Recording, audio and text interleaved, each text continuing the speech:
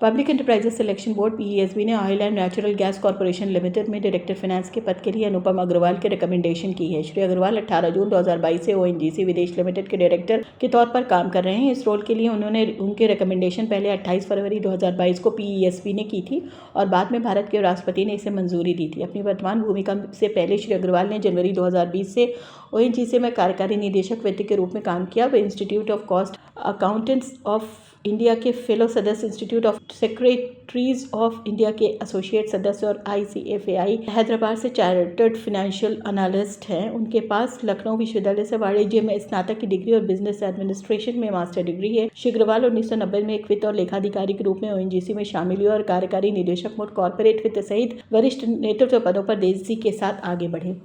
Gujarat industrial power company limited ने SEBI विनियमों के तहत दाखिल एक रिपोर्ट के अनुसार जितेंद्र सिंह राणावत को नवीकरणीय ऊर्जा RE का मुख्य प्रबंधक नियुक्त करने की घोषणा की है। जितेंद्र सिंह राणावत ऊर्जा क्षेत्र के एक अत्यंत कुशल पेशेवर हैं, जिन्होंने विद्युत संयंत्र संचालन, नवीकरणीय ऊर्जा और परियोजना निष्पादन में 26 वर्षों से अधिक का प्रगतिशील अनुभव है। श्री राणावत की मुख्य महाप्रबंधक के रूप में GIPCL में भूमिका परियोजनाओं में नवीकरणीय ऊर्जा संचालन का पर्यवेक्षण करना, दक्षता सुधार और सतत ऊर्जा उत्पादन के लिए पहलों को नेतृत्व करना, नवीकरणीय प्रौद्योगिकी में नवाचार और उन्नत समाधानों के एकीकरण को बढ़ावा देना, नवीकरणीय ऊर्जा और हरित योजना परियोजना में GIPCL की रणनीतिक विकास योजना का समर्थन करना है। यह नियुक्ति नवीकरणीय ऊर्जा विस्तार के प्रति GIPCL की प्रतिबद्धता और स्वच्छ ऊर्जा और स्थिरता में नेतृत्व को मजबूत करनी और की उसकी रणनीति को सुदृढ़ करती है।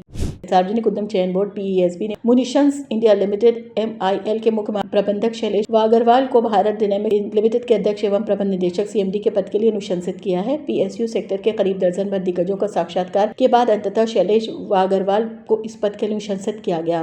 मुनिशंस इंडिया लिमिटेड में शैलेश वागरवाल के नेतृत्व में उच्च परिचालन दक्षता, गुणवत्तापूर्ण गोला बारूद उत्पादन और भारत की रक्षा और विनिर्माण पहलों को समर्थन देने में महत्वपूर्ण भूमिका निभाई है। इस सिफारिश के साथ भारत डायनेमिक्स लिमिटेड से रणनीतिक रक्षा विनिर्माण में तेजी लाने और रक्षा उपकरण उत्पादन में भारत की आत्मनिर्भरता को मजबूत करने की उम्मीद है। भारत डायनेमिक्स लिमिटेड अनुसूची V के अंतर्गत आने वाली एक प्रमुख रक्षा उपक्रम है। मुनिशंस इंडिया लिमिटेड में रक्षा उत्पादन और रणनीति के प्रबंधक में दशकों के अनुभव के साथ श्री वागरवाल ने गोला बारूद निर्माण, आपूर्ति श्रृंखला अनुकूलन और परिचालन उत्कृष्टता में प्रमुख योजनाओं का नेतृत्व किया। उनकी नियुक्ति से भारत डायनेमिक्स लिमिटेड की उत्पादन क्षमताओं और रक्षा तैयारियों को मजबूती मिलने की उम्मीद है।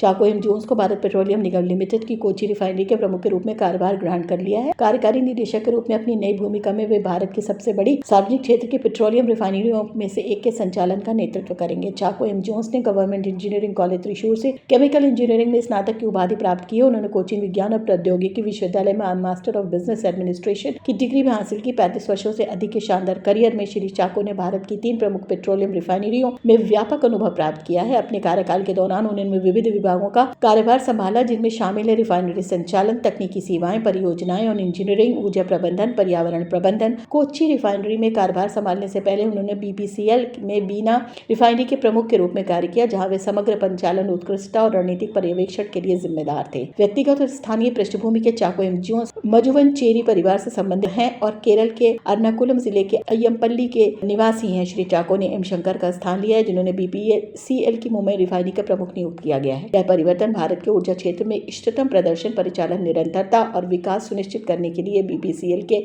अपने रिफाइनिंग नेटवर्क में अनुभवी नेतृत्व का लाभ उठाने पर केंद्रित दृष्टिकोण को दर्शाता है। ट्रांसपोर्ट, इंफ्रास्ट्रक्चर और कंसल्टेंसी में भारत की एक प्रमुख कंपनी राइट्स लिमिटेड ने अपने बोर्ड में विनोद कुमार को पार्ट टाइम सरकारी नामी डायरेक्टर के रूप में नियुक्त करने की घोषणा की है। इस नियुक्ति को राष्ट्रपति की मंजूरी मिल गई थी। गौरतलब है कि विनोद कुमार रेलवे बोर्ड में एग्जीक्यूटिव डायरेक्टर प्रोडक्शन यूनिट्स और वर्कशॉप हैं, जिनके पास मैकेनिकल इंजीनियरिंग में स्नातक की डिग्री है और वे भारतीय रेलवे मैकेनिकल इंजीनियर्स सेवा IRSME 1997 बैच के हैं। वे भारतीय रेलवे में 25 वर्षों से अधिक के विविध अनुभव के साथ उन्होंने पहले BSCL और BCL बोर्ड में काम किया और कॉर के साथ प्रतिनियुक्ति का अनुभव है। सेबी विनिमय 2015 संबंधी परिपत्रों के अनुसार आवश्यक वैधानिक औपचारिकताएं राइट्स लिमिटेड द्वारा पूरी की जा रही हैं। महानगर गैस लिमिटेड MGL ने सेबी लिस्टिंग ऑब्लिगेशंस और डिस्क्लोजर रिक्वायरमेंट्स रेगुलेशन 2015 के रेगुलेशन 30 के तहत अपने बोर्ड ऑफ डायरेक्टर्स में बदलाव के बारे में स्टॉक एक्सचेंजों को जानकारी दी। यह जानकारी BSE लिमिटेड और national stock stock exchange of India limited दोनों को दी गई है। संदीप कुमार चेयरमैन नहीं रहेंगे। संदीप कुमार गुप्ता 1 मार्च 2026 से कंपनी के चेयरमैन और डायरेक्टर नहीं रहेंगे। यह बदलाव गेल इंडिया लिमिटेड द्वारा 27 फरवरी 2026 को जारी किए गए नॉमिनेशन विड्रॉल लेटर के बाद हुआ।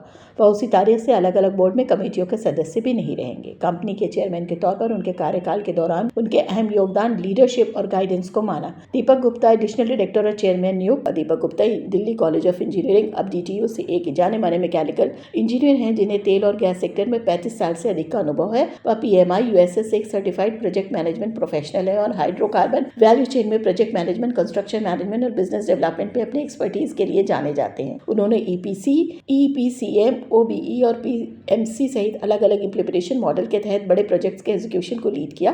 खास तौर पर उन्होंने नाइजीरिया में $19 बिलियन की डांगोटे रिफाइनरी और पेट्रोकेमिकल्स कॉम्प्लेक्स को पूरा करने में अहम भूमिका निभाई, जिसे दुनिया की सबसे बड़ी सिंगल ट्रेन ग्रीनफील्ड रिफाइनरी और अफ्रीका की सबसे बड़ी रिफाइनरी माना जाता है। उन्होंने भारत में HMEL बठिंडा पॉलीमार प्रोजेक्ट को भी लीड किया और मंगोलिया के पहले ग्रीनफील्ड रिफाइनरी प्रोजेक्ट के डेवलपमेंट में योगदान दिया, जिससे भारत का ग्लोबल एनर्जी एंगेजमेंट मजबूत हुआ। भारतीय सार्वजनिक क्षेत्र के उद्योग के लिए एक महत्वपूर्ण कदम में सार्वजनिक उद्यम क्षेत्र बोर्ड PESB ने भारत पेट्रोलियम कॉर्पोरेशन लिमिटेड में एक कार्यकारी निदेशक कॉर्पोरेट ट्रेजरी श्रीमती श्रीविद्या वेंकटरमन की सिफारिश हिंदुस्तान पेट्रोलियम कॉर्पोरेशन लिमिटेड में वित्त निदेशक के पद के लिए की है। यह सिफारिश PESB ने अपनी 28 फरवरी 2026 की बैठक में लिया गया है।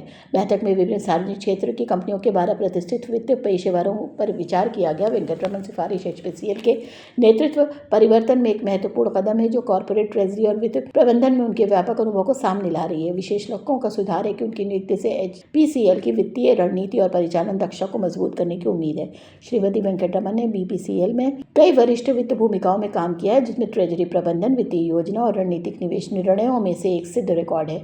उनका नेतृत्व BPCL में कॉर्पोरेट वित्त संचालन के अनुकूलन में सहायक रहा है, जिससे उन्हें HPCL के वित्त प्रमुख के रूप में एक प्रमुख विकल्प के रूप में स्थान दिया गया है। गौरतलब है कि भारत के अग्रगणी तेल और गैस सार्वजनिक क्षेत्र के उपक्रमों में एक HPCL देश के ऊर्जा क्षेत्र में एक महत्वपूर्ण भूमिका निभाता है।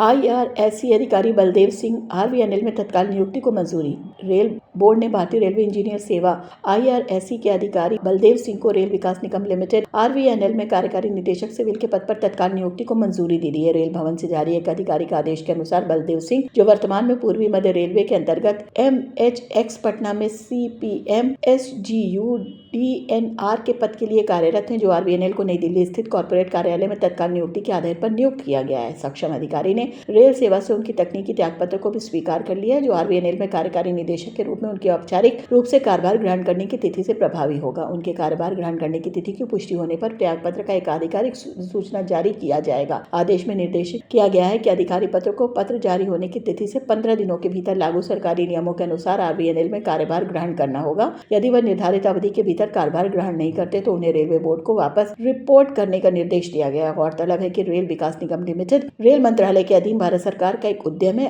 कंपनी मुख्य रूप से पूरे भारत में रेल संरचना विकास परियोजना कार्यान्वयन और संबंधित सिविल निर्माण कार्यों में लगी हुई है।